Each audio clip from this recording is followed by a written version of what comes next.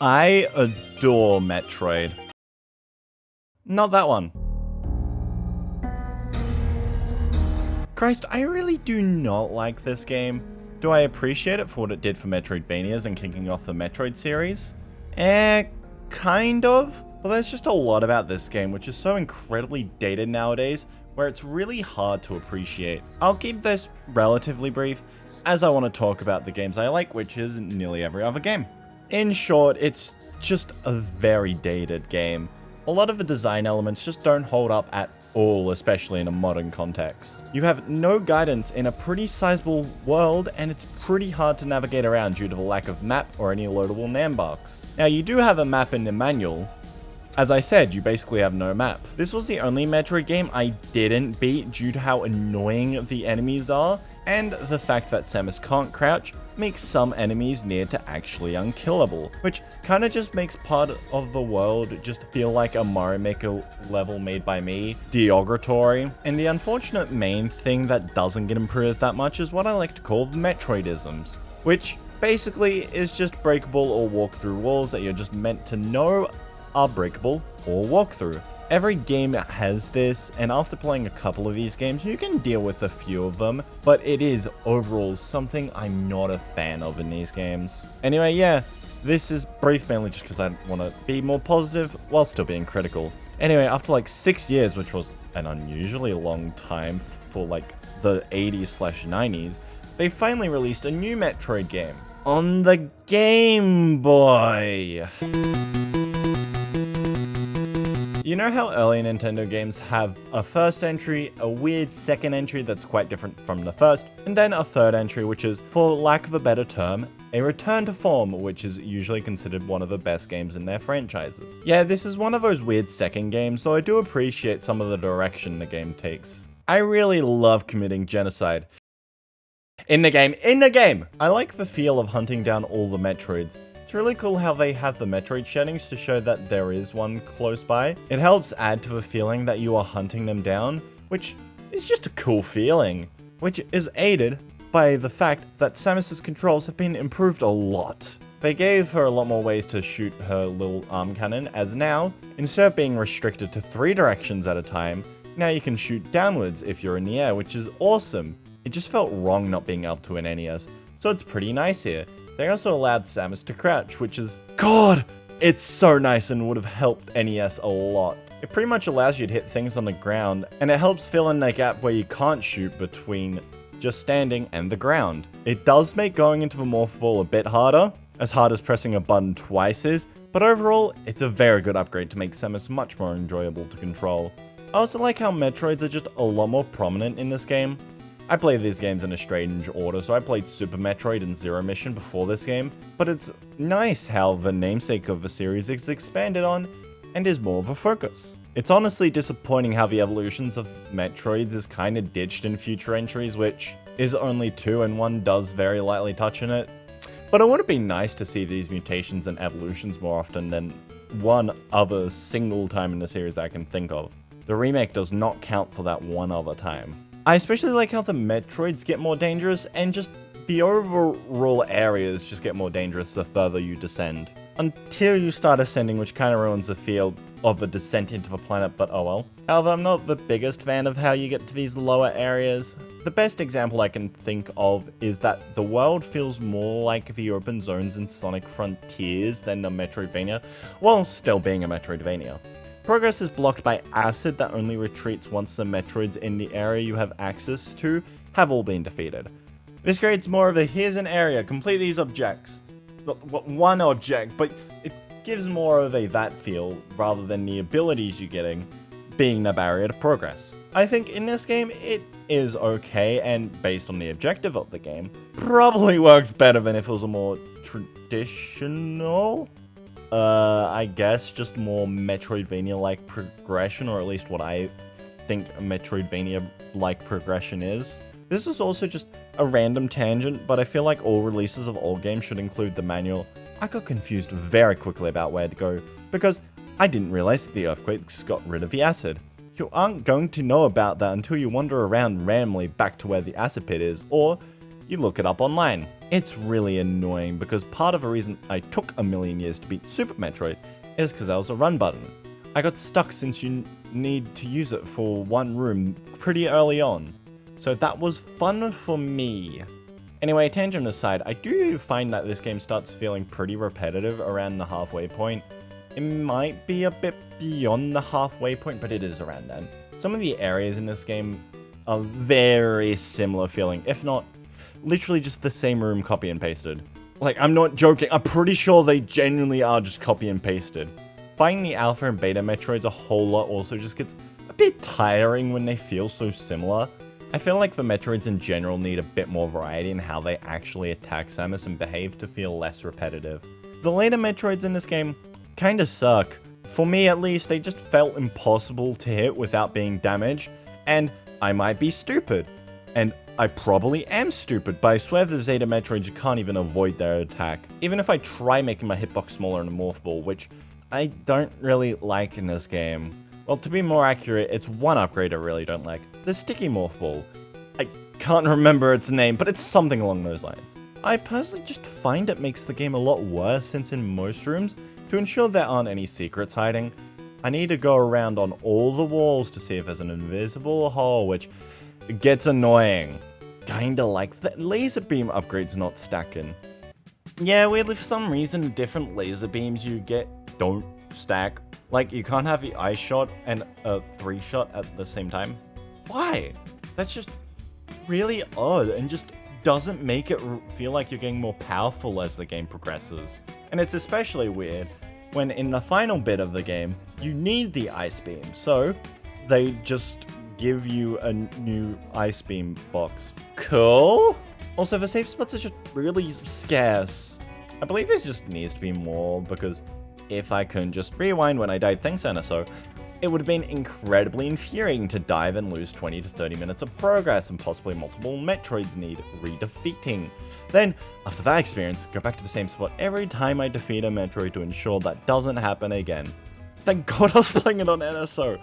More save points would have been incredibly nice. Despite all this faults, I do overall think this game is alright. If you have a map open next to you, and you like the other Metroid games, and you're willing to cheat. I think if you do like the other Metroid games, it's worth giving this game a shot. It's only about 4-ish hours excluding deaths. Definitely do it on an emulator with rewind or save states, so then losing a lot of progress doesn't occur. After Metroid 2, the series seemed to have a normal schedule, and returned onto consoles with the SNES, which ended up producing what's considered to be one of the greatest Metroidvanias ever made. Holy crap, Super Metroid is a massive step up from the previous two games, which you can kind of tell solely from the sprite art being an incredible improvement. Metroid and Metroid 2 sprites reek of early NES and Game Boy sprites, where this, overall, looks pretty good. The progression in this game is also just like how I like my Metroidvanias to feel. It has a non-linear feel despite the fact there is a mostly clear linear order to tackle everything through. In my Metroidvanias, I prefer a more non-linear feel even if it is deceptively linear. Like with Hollow Knight, everything feels a lot more open, but you're basically always going around to fight the Falls Knight, then head over the green path to fight Hornet, then descend into the fungal waste to get the Mantis Claw. Despite this, since the game isn't always pointing you exactly where to go, it feels more open and there is more room for exploration. Especially since a lot of the time, backtracking is needed to progress. At least I think that's the reason. I could just be making crap up, I'm not entirely sure, but I do prefer the feeling of non-linearity. I would have liked a proper fast travel though, as the trek after you beat Ridley to get back to the top of the map is just really annoying. And there are quite a few times where I would have really appreciated fast travel. Would have just been a nice quality of life thing. Luckily, it didn't seem to be that prevalent, as occasionally I would just naturally loop around to the location I wanted to get to, but it just would have been nice. The abilities you unlock in this game are quite alright as well. The only one I'm not a fan of is the moon jump, which kinda sucks in a lot of these games. I just find it is inconsistent in most of these. Otherwise, the rest is pretty alright to use. The selection of some of the abilities can get a bit tedious though, since you have to press the select button a lot to cycle through the up to 5 different abilities, which isn't awful, but can get a little annoying occasionally.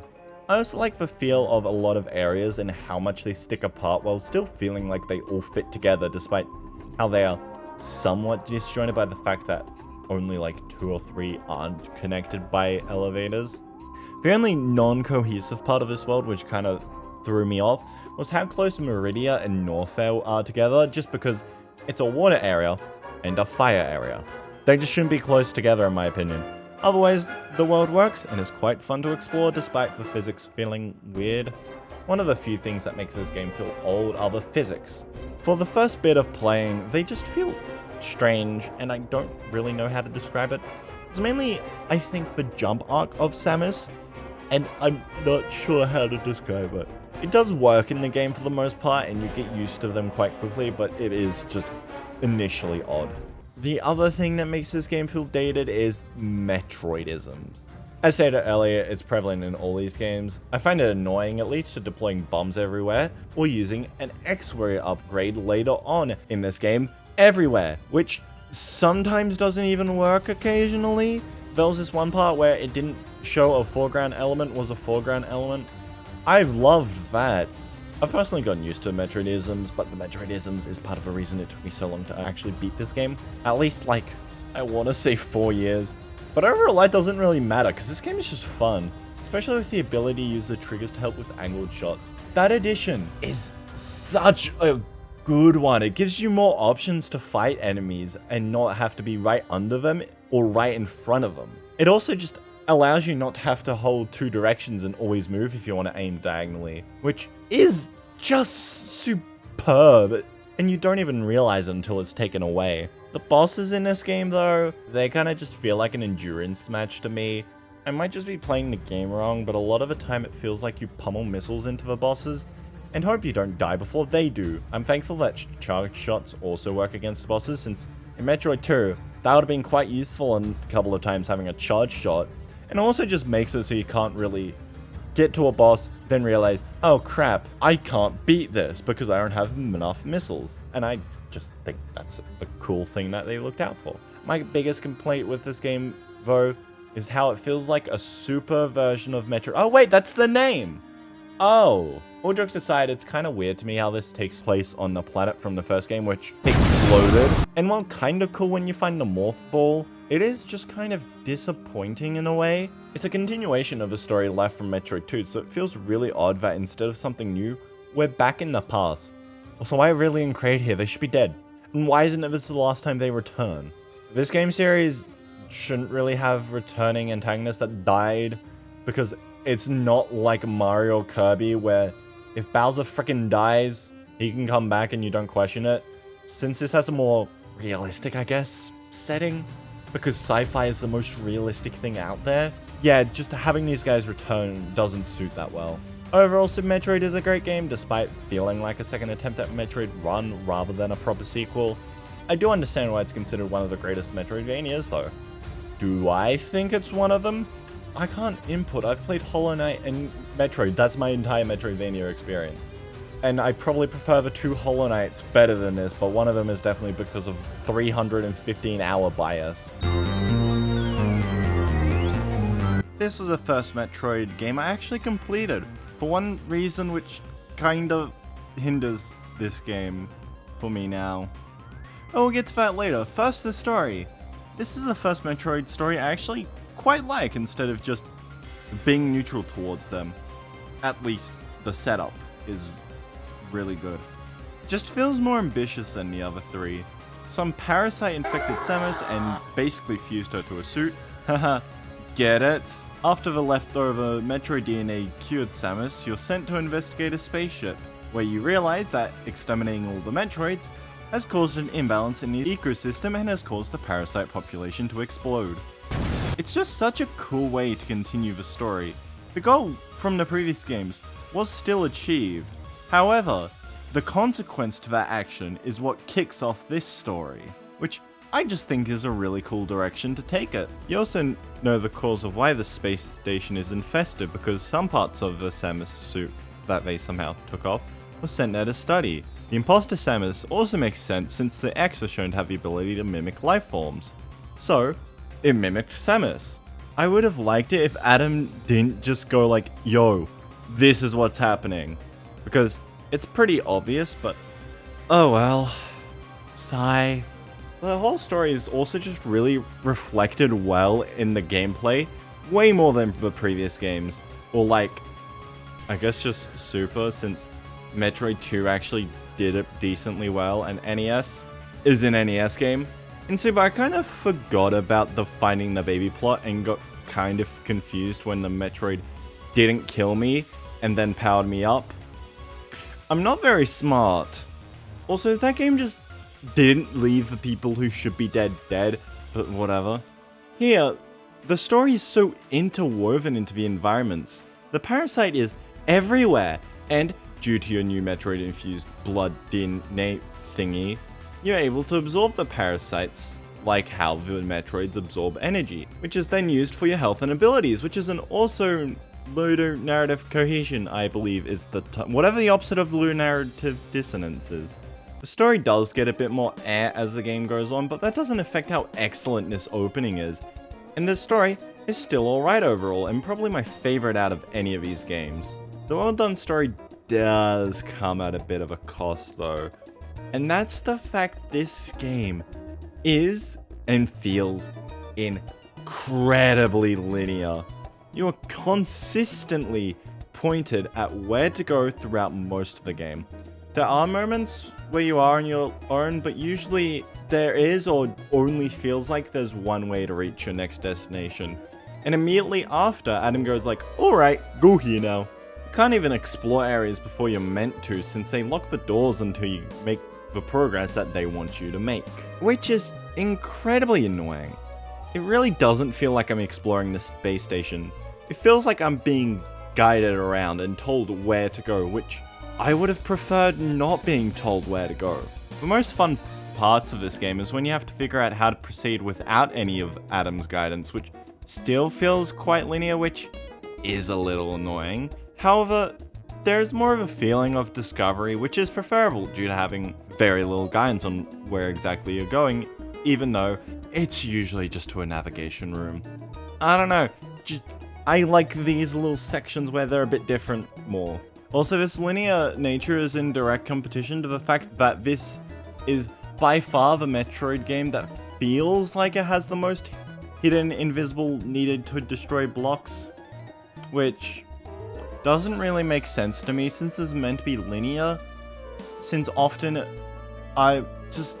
in my brain at least, it doesn't really cohesion well. Despite the linearity being a pretty big blemish on the game, the way Samus feels to control just feels better than any of the other fully 2D Metroid games. I'm not quite sure if it feels better than Dread, but definitely better than Super Metroid and the upcoming Metroid Zero mission. Something about the movement just feels a lot smoother and nicer than in Super Metroid. The jump initially feels a little bit off, but otherwise, it's very nice. Especially the laser beams. They just get more satisfying the stronger they get. The environment also just looks really nice. Super Metroid had better character sprites, but my god, the environments in this game look superb. It feels the most like the location it's meant to be than the previous games. Like, Zeeb's kinda just felt like a planet, not a space pirate base. Metroid 2 was a Game Boy game. It had no hope. And in Metroid NES, one area looked like it was made out of bubbles. But this game in comparison is just wow. The bosses also see some improvements from the previous entries. I actually thought a few of these bosses were alright. At least in the first half. In the second half of the game, they started getting a bit more frustrating and annoying. Like the dragon one, I found that sometimes the grab/sum attacks felt basically impossible to avoid until I got lucky and he didn't want to make me die. I also think just in general, I just needed to use the Morph Ball more to avoid attacks in this series, but I'm not replaying them all again. I've already done that once. I don't like that much though how after you beat each of the bosses, you have to fight basically one of two circles, which is some sort of reinforced X parasite something, but it just gets very repetitive and annoying, which would especially be the case if you died to this thing. Luckily I had rewind. These two little things just have no variety and is basically the same every time. It just moves towards you and sometimes has this eye thing you need to shoot, and overall it's just quite repetitive. I also kind of like this new addition of the little circles that tell you that there's a hidden item in the room, and if you have got it or not. It's a bit conflicting as it does make for a little less discovery, but in rooms I have invisible destroyables. It's quite nice to know that they're there. Spiking most of these only had 50% completion rate, so I don't know what I'm missing. There must just be a lot more other random destructible walls that just exist. Fun. Since destructible walls don't come up unless there's an item, like you have to destroy the block to get the item. Anyway, I also found that this is the first game to make the space jump work kinda consistently. For some reason, this move is an immense struggle for these games, and I don't know why. They just always feel inconsistent, where here, there's a little bit of inconsistency, but it's a whole lot better than the past few games. Overall, Metroid Fusion is a good game. Feels nice, has a great setup, and has some pretty neat bosses. But the overall structure of the game brings it down for me personally, due to the linearity making it feel less like a Metroidvania and hampering the feeling of exploration. Anyway, you like Zeebs, right? Metroid Zero Mission was the game that really made me realize that Super Metroid is kind of a Metroid 1 remake, because this is a Metroid 1 remake, which kinda just feels like a Super Metroid D-make. Despite that, it's a pretty great remake. It does change up stuff a decent bit, but like, way better than the original game. Just felt like a downgraded Super Metroid, mainly just due to some similar items and an overall much higher level of polish, comparing it to Metroid 1. They do change a few things, like having a significantly different physics. Samus's jump feels a lot more normal. Her jump initially was kind of alienated, but I saw this game the day I finished Super, so that's not really the game's fault. I don't know, my thoughts on this game are just a bit muddled for me, just because of how little it stands out compared to Super Metroid. Like, it's a good game, it's good, it's fun, it's well structured. I feel like I'm properly exploring, unlike Metroid Fusion. It's just hard since this game came after Super, and despite being a remake of a game that came before it, feels so derivative of it. Anyway, I beat Mother Brain, which in this game the fight is abysmal. You literally can't see one of the circle thingies pop out and attack, and it's just, I really don't like it. Anyway, you beat the boss, leave the planet and get gunned down, and the power suit and ship gets destroyed? Huh? Incredibly unexpectedly, they added a new segment of gameplay, which was really cool to find out. Doesn't make full sense since didn't the planet, or at least the underground area, explode? Anyway, ignoring that, there's stuff like sections actually really fun. Getting caught is exhilarating trying to find a way to outrun these guys, especially with the siren going and the fact that you have very little durability. It's especially terrifying when like 5 guys are after you, and it's really fun, especially since you have the ability to fight back slightly, since a charged up of your little laser pistol can actually stun them for a tiny bit. Overall, well, yeah, it's a good game. It's just, for me, can't properly escape the shadow of Super Metroid, aside from the surprising third act, which was pretty cool. After this game, 2D Metroid just completely disappeared for over a decade. It took 13 years for a new 2D Metroid game to release, as they focused primarily on Metroid Prime and whatever other M was. And the game that we finally got was a remake of Metroid 2. Okay, I might have lied earlier. I might have said that I beat every Metroid game besides NES. I didn't beat this game either. Mainly just because the up on my 3DS, which is actually a 2DS, does not work. And using the Windows 3DS, with my current setup, the game is kinda so it's a bit difficult to know how much is the Windows fault and how much of it is just part of the actual game. My main issue is with how stiff Samus feels to control. Something about it just feels wrong and not as smooth as the previous games. I think the main culprit is the new parry move. It just feels so stiff and awkward since you're stopped dead in your tracks whenever you try to use it, which makes it not very satisfying or fun to use.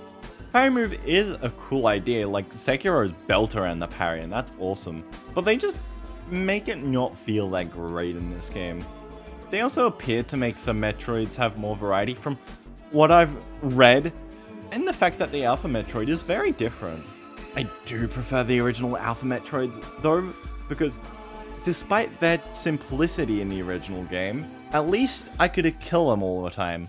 Unfortunately, the Alpha Metroids here have the sort of, okay, wait until the enemy's invulnerability window's over. Okay, now attack them sort of boss fight design, which in most scenarios, I'm personally not that big of a fan of.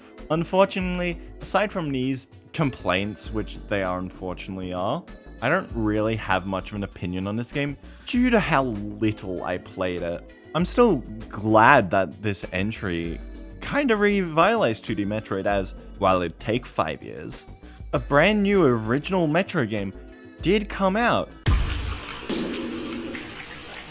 Metroid Dread is a good game. It also really annoys me in a lot of ways, but it's still a good game. Let's start with a positive, which is that outside of cutscenes where the game can look a bit more iffy, this game looks really good, especially on the Switch 1. It's a 9-day difference, even just with the previous entry in the series, which isn't the most fair comparison since that's on the 3DS. But the budget has seemingly been increased an incredible amount, which, yeah, is inevitable since this is on the Switch. But it's really nice to see and just makes the game look very nice. I noticed the increased budget instantly from the opening, which Samus Returns as an opening, but even this feels a lot better. And that opening is good. It's just the story which isn't. I'm not a fan of this game's story at all. The intro is good, it recounts the previous games, and it's nice to see they haven't just abandoned the storyline after like 20 years. You're introduced to the Emmys, and that's all good, but as the game keeps going, it just begins to feel more and more silly and just starts to feel kinda stupid. The final moments of the game have a lot of stuff that, for me, just feels stupid and I don't like. I'm not gonna go into it since it's still kinda new. 4 years ago it was new, right? But I do really dislike it. The bad story is almost made up for the great atmosphere, especially in the Emmy areas. The Emmy areas are just so ominous from the mostly grey-scaled color palette and the mechanical noises. Just creates a very abandoned and desolate vibe, which helps as this game's going for more of a horror vibe, which is kind of achieved. It's more of a spooky atmosphere than real horror since nothing in this game really scared me, and the Emmy chases are for the most part just tense. But the Emmy chases are quite fun. Don't really know why it's fun being chased and trying to outmaneuver the Emmy to escape their range. I also really like how that, despite the small window, being caught in the Emmy doesn't mean certain death. You have a brief window to stun it, and hitting it in that brief window is just so satisfying due to it being pretty difficult. I remember I got really good at countering the Emmy when I first played this like 2 or 3 years ago. I can only do it like 1 in 10 times now. Also, brief counter tangent. God, it's so nice in this game. It carries your momentum now, which makes slamming into enemies and firing a powerful shot at them is just feels great and really satisfying. Brief zoom in emphasizing the weight of the parry just makes it feel so much more substantial. And it's just a really fun to use in this game. Anyway, back to the enemy encounters, which would be so much more exhilarating if you knew less about them. In my opinion, you learn too much about the Emmys too quickly. In the first encounter with an Emmy, which is very short, you learn that they can be murdered. You learn that these seemingly indestructible robots can just be poof. Kinda makes them less threatening in a way, especially with how weak the first one is, with it being framed as almost pathetic since it can't even climb walls. Each Emmy also has an introduction cutscene which just kinda makes them feel less threatening or spooky since you are more familiar with them. Seeing them in such a controlled environment sort of normalizes them a lot quicker. Despite this, the gameplay overall is pretty good. There are some nitpicks I do have, such as being required to use the analog stick, which I'm just not a big fan of in 2D platformers. Does it make sense in this game? Yeah, but I would like the option to make the game more annoying and harder. How dare they take that away? But if that's a nitpick, overall the controls work well. The bosses also might be the best in the series, or I've just gotten less stupid. I found a lot of them to feel a lot less like endurance matches, and have patterns to recognize and react to. They also made the boss attacks you can parry so cool since you're launched into a cinematic where you can just wail away on them, which feels great. Could have been a tad better if the missile fire rate was a bit faster, but it's still pretty good overall. Unfortunately, the thing that most weighs this game down is the linearity, which is better than Fusion, but also kinda annoys me more than Fusion. It's better since Adam, despite being here, which gives a vague directions at points, and the main goal isn't go to this spot marked on your map and do a thing. Now do this one. The main goal is just get back to your ship and get the hell out of there, which is quite simple, but a lot better and a lot less intrusive. Despite that, it's still just as linear as that game, maybe even more so. It really feels like there's very little opportunity to explore a lot in this game, which I felt there was more opportunity to do that in Fusion. It really feels like the game wants me to go in a straight line and feels like hiding it. In fact, the game, sometimes I feel punished for exploring, as often when I thought I found a secret, turns out I kinda just need something else and can't actually go there yet due to not having the right power suit upgrade or bomb or missile or something. It's not until near the end of the game where I can actually backtrack and go to areas I missed, since the game just blocks off areas you have been, so you can't really explore them until that opportunity where everything opens up. Despite that, it's still a good game. I still liked it. Samus controls well, the bosses are consistently fun, the atmosphere is the best it has ever felt. I like it. It just annoys me a bit because it feels a bit more open and the enemies were tackled a little bit differently. This really easily could have been the best, or at least my favorite Metroid game. I really do look forward to this series' 2D future, because the current studio who seems to be making this game did a good job with Metroid Dread, so I believe they can continue doing a good job. I would love to see Metroid become a more consistent series instead of disappearing for extended periods of time, which seems to be the case as they seem to release a new Metroid thing, or at least a remake or remaster, every 2 years. I want to see how the series evolves further, and I'm fairly confident that whatever's cooked up, it'll be good. Also, here's my ranking from worst to best. Metroid, because of how dated it is. Metroid Samus Return, because of my unfortunate circumstances. Metroid 2, because it's pretty dated. Metroid Zero Mission, because it just feels short and doesn't really stick out that much. Metroid Dread, because it's good, but annoying. Metroid Fusion, because I beat it first, probably, so I got a bit more of a soft spot for it. And finally, Super Metroid. Why? Because I'm boring.